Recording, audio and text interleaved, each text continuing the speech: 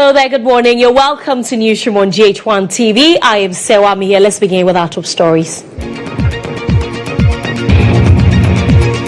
And coming up in the next hour, Asen South Member of Parliament heads back at government over claims that he lied about drug trafficking and money laundering assertions involving 2 aircrafts in March.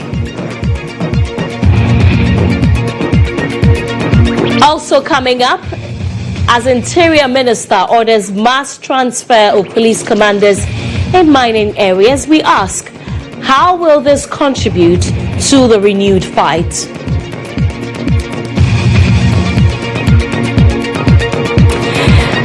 Coming up as well in business, GHOne blames last night's power outage on transmission line trip at Tafo in Koko while assuring full restoration of power supply.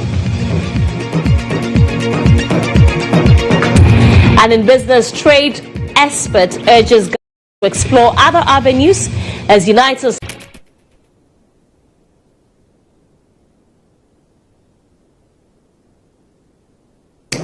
You're welcome once again to GHOne on GHOne TV. I am Serwaa. Amihere. The news is streaming live on Facebook, on X, and on YouTube. This morning, ranking on Parliament's Defence and Interior Committee, Reverend John Ntimfodwo, is daring government to provide proof of an invite to him from the security apparatus on claims that he made recently.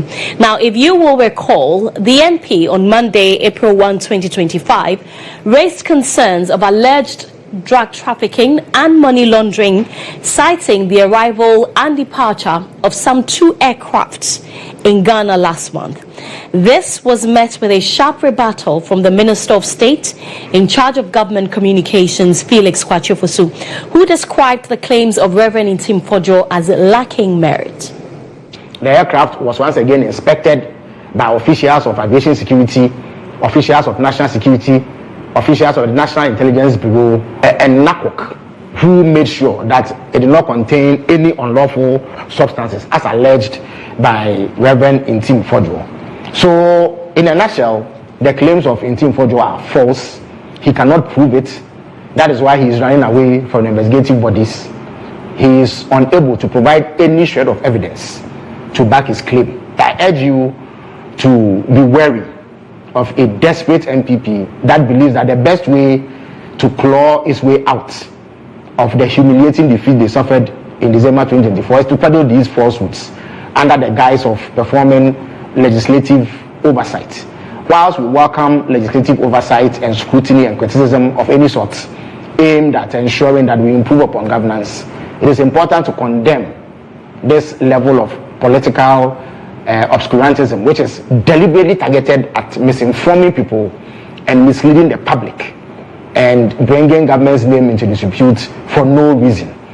Reverend Ntimfodwo has failed to honor the invitations extended to him by national security because he does not have a shred of evidence, and he will never be able to provide any evidence to back his claim because none of the things that he said were true.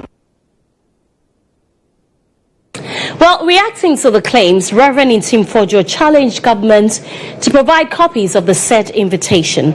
According to him, he has not received any invites from the national security. He believes the government spokesperson lied. He also accused government of being evasive in their response to the case of money laundering and drug trafficking.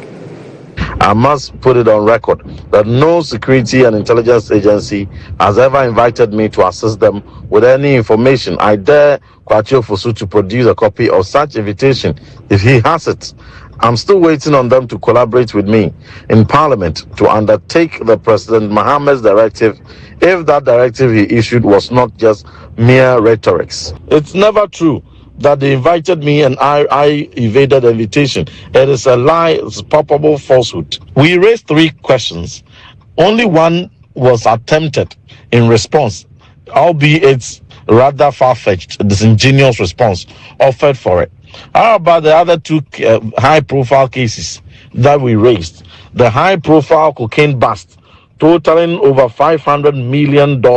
One was $350 million busted in Cape Coast, and the other $150 million busted in Takoradi. What happened to that? Why did he fail to provide updates on that? And again, why did he run away from providing responses to the update of the national security raid conducted on February 9th in Sapeman, which raid uncovered 12 containers filled with gold and cash? So why is Kwachio Fosu running away from providing updates on the cocaine, on the gold, and the cash they retrieved?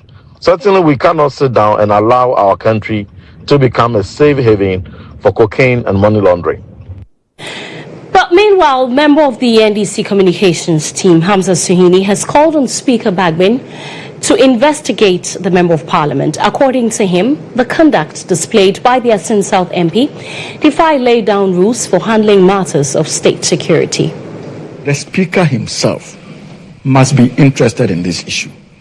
Parliament has its own internal laid down procedures and rules in terms of how they police the conduct of members of Parliament. Right.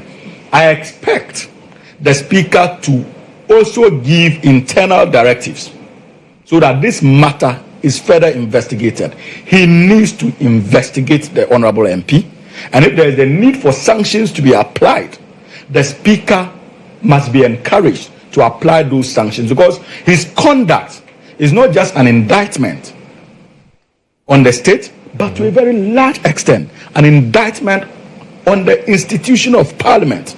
And knowing the Speaker of Parliament and his loyalty to parliamentary practice, one would be surprised if he allows this reckless behavior, this insensitivity, That's after this the investigation. political naivety of Fojo to pass.